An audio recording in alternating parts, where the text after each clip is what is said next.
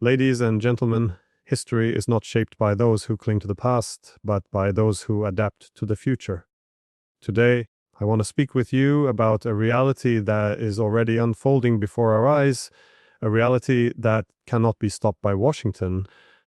No matter how many sanctions it imposes, no matter how many military bases it builds, and no matter how much propaganda it circulates, America can't stop what's coming next, and that truth should ignite in us not fear, but determination, clarity, and confidence in where the world is heading. The hooks of history are pulling us forward, and no empire, however powerful, has ever been able to stop the tide of change. History's tide cannot be stopped, and this is the most powerful truth humanity has ever had to confront. Time and again, empires rise and fall, believing themselves to be eternal, only to be humbled by the same unshakable forces of history that have toppled all before them. The United States, despite its unparalleled reach over the last century, is not exempt from this law. To imagine that one nation can stand in defiance of history is to imagine a man standing on the shore demanding the ocean retreat. The tide rises not because we will it, not because we fear it, but because it is bound to. That tide is here today, and it is carrying the world into a multipolar future where no single nation dictates the destiny of all others. The United States has spent decades building a system of global dominance, extending its influence through military might, financial control, and cultural persuasion.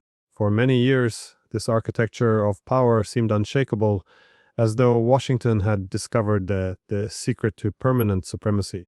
Yet history teaches us that permanence is a myth. The Roman Empire with its legions, the British Empire with its fleets, each believed the sun would never set on their dominion, and each eventually faced the same reality.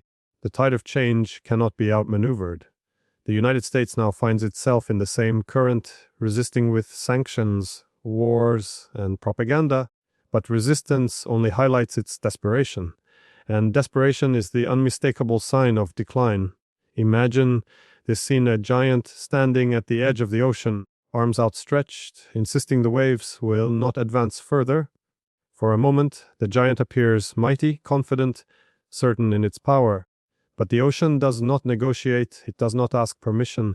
Wave after wave continues its course, eroding the ground beneath his feet. The strength of the giant becomes irrelevant in the face of inevitability. That is America today, loud in its proclamations, fierce in its posture, but powerless against the unstoppable transformation of the international system. The tide is not waiting for approval. It moves forward with or without consent. This truth, while sobering for those who have benefited from American hegemony, should not inspire fear. Instead, it should awaken clarity. When the tide rises, there are always two kinds of people: those who stand paralyzed, hoping to cling to the crumbling structures of the past, and those who see the waves not as a threat, but as the current that will carry them forward. The first group is always washed away. The second group, the visionaries, the bold, the unafraid, ride the current into a new era of opportunity. America's inability to stop what comes next is not a tragedy. It is the great opening for nations and individuals willing to embrace history rather than resist it. Washington believes that through control of finance, through endless military interventions, through the manipulation of fear, it can somehow command the world to remain as it has been. But history exposes this delusion. Every structure built on coercion eventually collapses under its own weight. Every empire that confuses dominance with permanence finds itself unable to adjust when the current changes direction. That is the fate America is grappling with now. And here is the hook: you do not need to fear the fall of an empire, for the fall of one system is the birth of another. The tide that sweeps away old hierarchies also carries forward the seeds of new beginnings. We must understand that tides are impartial. They do not care for ideology. They do not respect the illusions of power. They do not bend for the comfort of those who have grown accustomed to ruling. The United States may shout louder, spend more, and fight harder, But it cannot alter the fact that Asia is rising, Eurasia is reconnecting, and the global south is no longer content to live in the shadow of one empire. This is not speculation. It is unfolding daily in new trade routes, new alliances, new financial systems, and new confidence among sovereign nations. So the message is clear. History's tide cannot be stopped, not by America, not by any empire. And in that truth lies the motivation for each of us. If the tide is moving, then the only question that matters is whether we stand in futile defiance or step boldly into the waters and allow them to carry us into the future. The tide is rising, it will not stop. The choice is whether you rise with it or sink beneath it. Decline is not collapse, it is transformation. This is one of the greatest misconceptions that blinds people when they stand at the crossroads of history. When a great empire begins to lose its grip on power, the immediate reaction is often fear of chaos, fear of uncertainty, fear that the world will unravel without the guiding hand of the hegemon. Yet history consistently proves otherwise. The decline of one empire does not mark the end of civilization. It marks the end of a system built upon control, and it opens the horizon for a system built upon balance. America's decline is not the world falling apart, it is the world falling back into place. The United States has positioned itself as the indispensable nation, the singular center around which all others must orbit. For decades, its leaders have fostered the illusion that without American leadership, disorder would consume the world. Yet the truth is precisely the opposite. The disorder we witness today is not the result of a world breaking away from America. It is the consequence of America refusing to accept that its dominance is no longer sustainable. By waging endless wars, imposing suffocating sanctions, and weaponizing its financial system, Washington has not preserved order but undermined it. And here lies the critical hook. The decline of American hegemony does not mean the destruction of order, but rather the birth of a new order in which power is shared, not hoarded. Consider the imagery of a forest. When a great, old tree falls, there is a moment of disruption. The ground shakes, light pieces where once there was shade, and the familiar structure of the forest canopy changes. To the casual observer, it may appear like devastation. Yet, what truly happens space is created for new life. Smaller trees, long suppressed in the shadows, now reach upward toward the sunlight. Seeds germinate, diversity flourishes, and a richer, healthier forest emerges. This is what happens when an empire declines. Its fall is not the end of the forest, it is the renewal of it. America's decline is opening the canopy of the world. Nations that were long held in the shadow of Washington's dominance are now reaching upward, forming alliances, building new economic pathways, and asserting their sovereignty. From the BRICS to the expanding networks of Eurasian connectivity, from Africa's economic awakening to Latin America's renewed independence, the seeds are sprouting everywhere. This is the transformation we are living through. It may be unsettling for those who cling to the old order, but for those who embrace the new, it is the most fertile moment in generations. The critical mistake is to confuse decline with collapse. Collapse is sudden, violent, and terminal. Decline, on the other hand, is gradual, structural, and transformative. America is not collapsing into the abyss, it is declining into irrelevance as the singular axis of world affairs. And in its place, the world is transforming into one defined by multiple centers of power. The dollar is not disappearing overnight, but alternatives are rising. The U.S. military is not vanishing, but its ability to dictate outcomes has weakened. The narrative of cultural supremacy still exists, but it no longer convinces as it once did. These are not signs of collapse. They are signs of transformation, signs that the pendulum of history is swinging back toward balance. Here is the motivation. Transformation is opportunity. When one rigid system weakens, space is created for innovation, sovereignty, and freedom. If America's decline signals the end of unilateral dictates, then it also signals the dawn of cooperation and pluralism. This is not a moment to be feared, but a moment to be seized. The old order's decline gives you and every nation the chance to redefine your position in the world, not as followers, but as builders. The narrative of collapse keeps people paralyzed. It keeps nations clinging to the illusion that they must remain under America's wing or else fall into chaos. But the reality is clear. America cannot stop the rise of others. It cannot stop the rebalancing of power, and it cannot stop the world from moving forward. Decline does not mean the end. It means transformation. And in that transformation lies the promise of a more just, balanced, and sovereign international order. The question is not whether America declines. The question is how ready you are to embrace what comes after. The age of submission is over, and this is the most liberating realization of our time. For decades, nations and individuals alike have been conditioned to believe that obedience to one power was the price of stability, prosperity, and recognition. The United States cultivated the image of itself as the guardian of order, the arbiter of legitimacy, the center of the world's gravity. To resist was portrayed as dangerous, reckless, or even immoral. Yet history is never kind to those who surrender their sovereignty for the illusion of safety. The age where one nation dictates the rules while others simply comply is coming to an end, and in its place rises an age of independence, dignity, and genuine choice. Submission works only when people believe there is no alternative. Washington thrived on presenting itself as indispensable, crafting narratives that made obedience appear not only inevitable but desirable. Its dominance over global finance forced nations to bend under the weight of the dollar. Its military alliances stretched across continents to ensure loyalty under the guise of protection.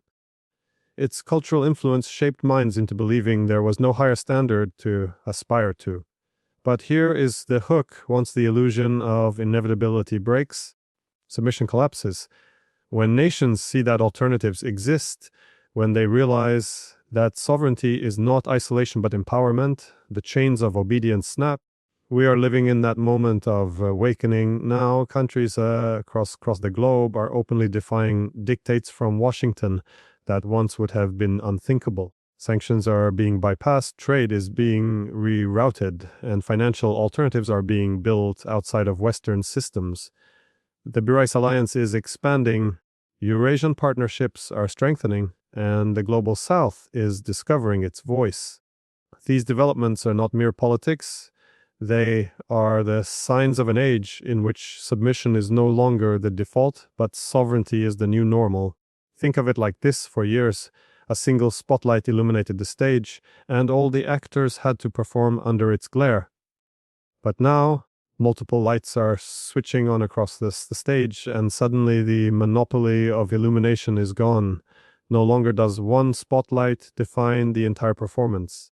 Nations are realizing they have the ability to stand in their own light, to craft their own story, and to speak with their own voice. This is the true essence of the age we are entering. Yet, with freedom comes responsibility. The end of submission means the end of excuses. In the past, leaders could justify stagnation by claiming their hands were tied by external forces. Now, with sovereignty comes accountability. The question is no longer, what will America allow us to do? But what are we prepared to build for ourselves? This shift is not only geopolitical, it is deeply motivational. It challenges us to think differently, to act boldly, and to embrace risks with the knowledge that the greatest risk of all is to remain passive in a changing world. The psychology of submission is difficult to break. People become accustomed to deferring to authority, even when that authority diminishes. Nations hesitate to step outside of the old structures, fearing retaliation or uncertainty. But look closely at history. Every age of submission eventually crumbles, and those who hesitate are left behind. The Soviet bloc collapsed because people refused to keep submitting to a system that no longer inspired belief. The colonial empires collapsed when subject peoples realized their submission only fed the strength of their masters. And today, the American-led order weakens, as more and more nations recognize that their submission serves no purpose, except to maintain another's dominance. Here is the challenge, and here is the inspiration. The age of submission is ending whether you are ready or not. The question is whether you will seize this moment to define your own path or wait for someone else to write it for you. Submission was comfortable because it required little effort. It asked only compliance. But freedom demands courage, vision, and determination. It is not the easy path, but it is the only path that honors sovereignty and self-respect. This is the hook that should ring in your mind. Chains are broken, not because the master chooses to release them, but because the people refuse to wear them any longer. The same applies to nations today. Washington's grip weakens not because it wants to step aside, but because the world refuses to keep kneeling. The age of submission is over, and that is the greatest opportunity of our time. Fear is the weapon of the old order, and it has always been the most effective instrument of control. Empires do not simply maintain their dominance with armies or economic leverage. They maintain it by convincing people that life without submission would be unbearable. Fear becomes the invisible chain, binding nations and individuals alike to a system that no longer serves them. The United States has mastered this art.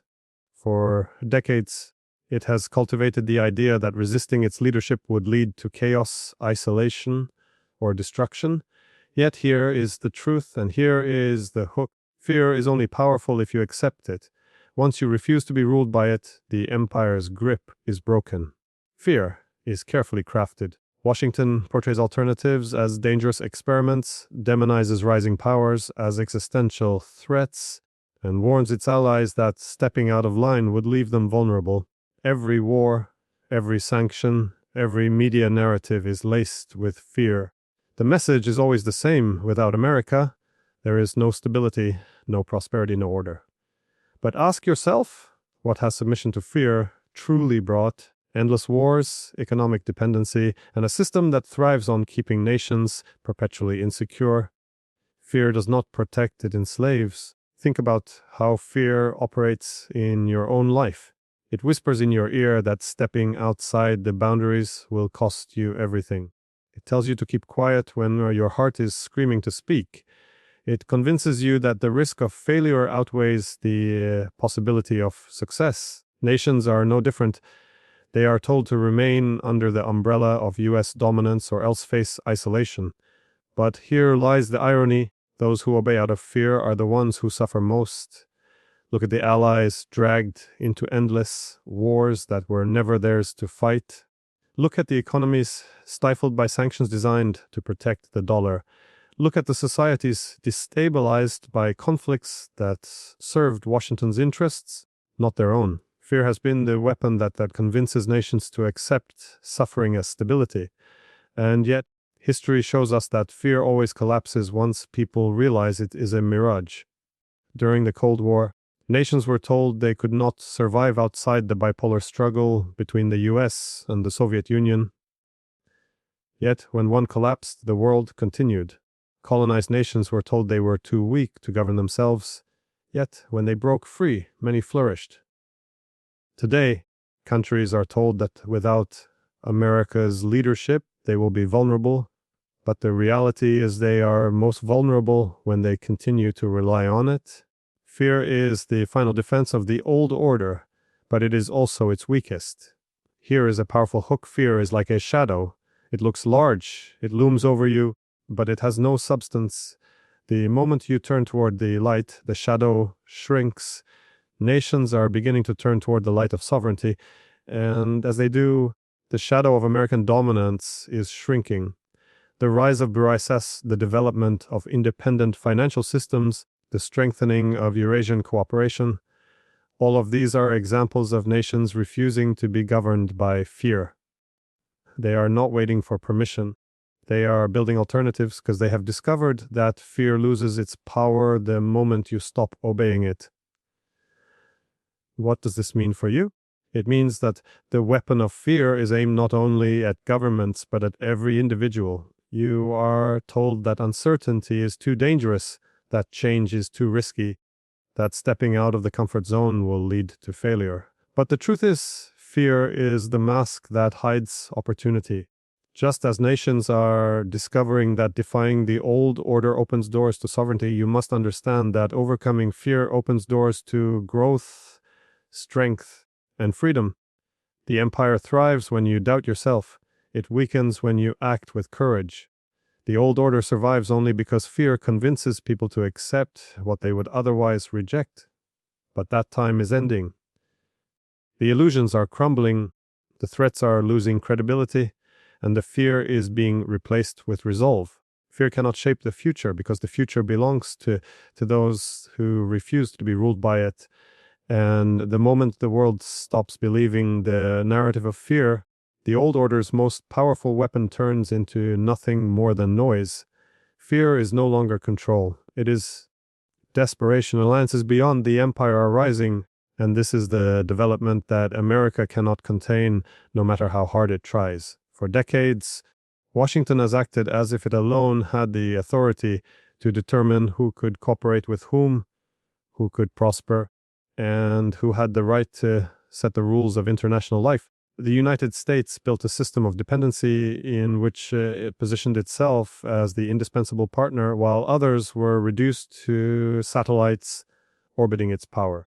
But history has shifted. The world is no longer content to live in the gravitational pull of one empire, and as new alliances form across continents, a new reality is taking shape: cooperation without permission. The strategy of American dominance has always been to isolate and divide. If nations cooperated independently, they threatened the central role of Washington. Thus, any alternative economic or political alignment was immediately labeled dangerous, destabilizing, or illegitimate. Yet the very efforts to suppress these alliances have instead accelerated them. Sanctions meant to weaken Russia have driven Moscow and Beijing closer together. Trade wars meant to cripple China have encouraged nations in Asia, Africa, and Latin America to diversify their partnerships. Military interventions intended to secure American influence have instead inspired nations to pursue security arrangements beyond NATO. The harder Washington squeezes, the more the world looks elsewhere for breathing space. Here is the hook: alliances born under pressure are often the strongest. When nations are told they must submit to one power, but they choose instead to stand together, their unity carries the weight of defiance, dignity, and determination. This is precisely what we are witnessing with BRICS, the Shanghai Cooperation Organization, and countless regional initiatives. They are no longer symbolic gatherings. They are building new financial systems, new trade corridors, new political frameworks. These are not whispers of change. They are the architecture of a new world rising. Consider the BRICS alliance. Once dismissed as a loose economic group, it has now become a magnet for nations seeking alternatives to Western financial control. By developing payment systems outside the dollar, by financing infrastructure through the new development bank, and by welcoming new members from across the globe, BRICS is planting the seeds of financial sovereignty. This is not rebellion for the sake of rebellion. It is the rational response to an empire that weaponized its financial system against those who dared to defy it. The message is simple: if one nation controls the rules, then the rules are not fair.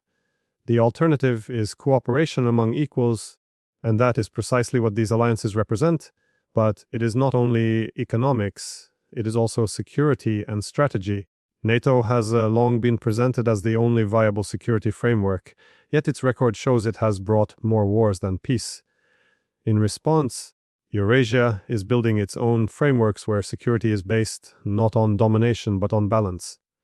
The Collective Security Treaty Organization, Russia-China military cooperation, and even cross-regional dialogues are creating a shield against unilateral interventions. Nations are realizing they no longer have to outsource their security to Washington.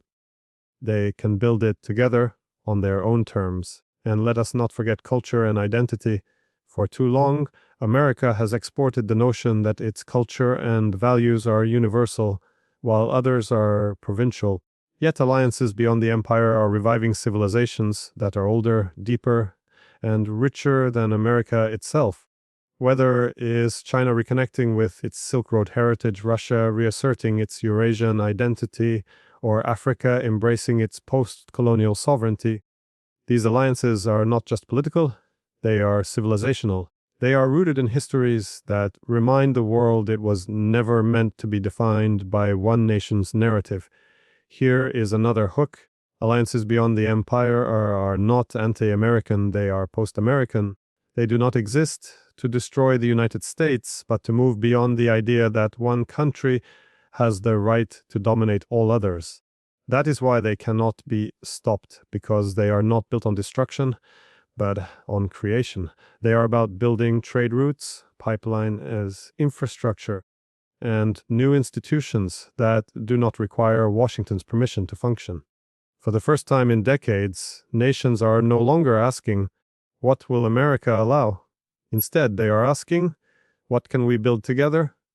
And that shift is irreversible. America cannot sanction away trust, it cannot bomb away cooperation, and it cannot lecture away sovereignty. The alliances beyond the empire are rising not because they are being imposed, but because they reflect the deepest aspiration of nations to live free, equal, and dignified. So, when you hear the narrative that America is indispensable, remember this indispensable is only another word for dependent. The world is no longer dependent. The age of one empire dictating to all is fading, and the alliances rising beyond it are not waiting for approval. They are already shaping the future. And that is the momentum no power can resist. The choice belongs to you, and this is the most decisive truth of all. History moves forward with or without our permission, but how we choose to respond determines whether we are swept aside or carried upward. Empires rise and fall, systems are born and dismantled, but the constant factor is human agency, the ability of nations and individuals to choose how they position themselves in the storm of change. America cannot stop what is coming next, but you can choose whether you will cling to the collapsing order or step boldly into the new one. That decision belongs not to Washington, not to history alone, but to you. For too long, people have surrendered this choice by believing the illusion that they had none. Washington cultivated the myth that the world had no alternative but to follow its lead. Leaders were told they had no choice but to accept the dollar, to rely on NATO, to bow to sanctions, to echo Western narratives. Ordinary people were told they had no choice but to think within the narrow limits defined by American culture, values, and authority. But here is the hook. When someone tells you there is no choice, that is the clearest sign that you must make one. The power of the old order depends entirely on convincing you that your decision is irrelevant. The future, however, belongs to those who reject this lie and take ownership of their path. Look at the nations today that have chosen sovereignty over submission. Russia chose to resist financial and political strangulation, and instead of collapsing, it is redirecting its economy toward new partners. China chose to resist containment, and it is building infrastructure and partnerships that stretch across continents. The Global South chose to reject permanent marginalization, and it is rising with confidence in its role as a driver of global growth. These choices were not easy, they were not without risk, but they prove that alternatives exist. The difference lies not in America's permission, but in a nation's courage to act. The same principle applies to individuals. Every great transformation in history is not only geopolitical, but also personal. Each person has a choice to remain a spectator, clinging to the comforts of a fading order, or to become a participant, shaping the direction of the future. The collapse of one empire creates a vacuum, but also a canvas. You can choose to stare at the cracks in the old structure, or you can choose to paint on the canvas of the new. Fear, habit, and complacency will always try to convince you that inaction is safer. Yet in a world shifting beneath your feet, inaction is the most dangerous choice of all. Think of history as a river. It flows relentlessly forward. You cannot stop its current. You cannot demand it reverse its course, but you can choose whether you stand paralyzed on the shore or step into the water and let it carry you. Those who cling to the old bank will be left behind, watching as the river bends toward a future they refuse to join. Those who step in, who embrace the current, who accept that change is not a threat, but a force of renewal, they are the ones carried into the next chapter of history. The river is already moving. The only question left is, will you move with it? This is the challenge of our time. America cannot stop the multipolar world, but you can stop yourself from participating in it by clinging to illusions. You can choose to obey fear, to submit to the collapsing order, to tell yourself that it is safer to wait and see. Or you can choose to act, to build, to position yourself alongside those who are creating the future rather than those who are desperately trying to preserve the past. That choice will define whether you rise or fall. And here is the final hook history rewards those who decide. Not those who hesitate, not those who hide, not those who cling to yesterday. The world is at a crossroads, and every nation, every leader, every individual is being asked the same question. Will you continue to live in the shadow of an empire in decline, or will you step into the light of a new era? The tide is moving, the river is flowing, the world is transforming. America cannot stop it, but what you do in this moment, how you choose, will determine whether you are remembered as someone who was swept away or as someone who helped build what came next. The choice belongs to you.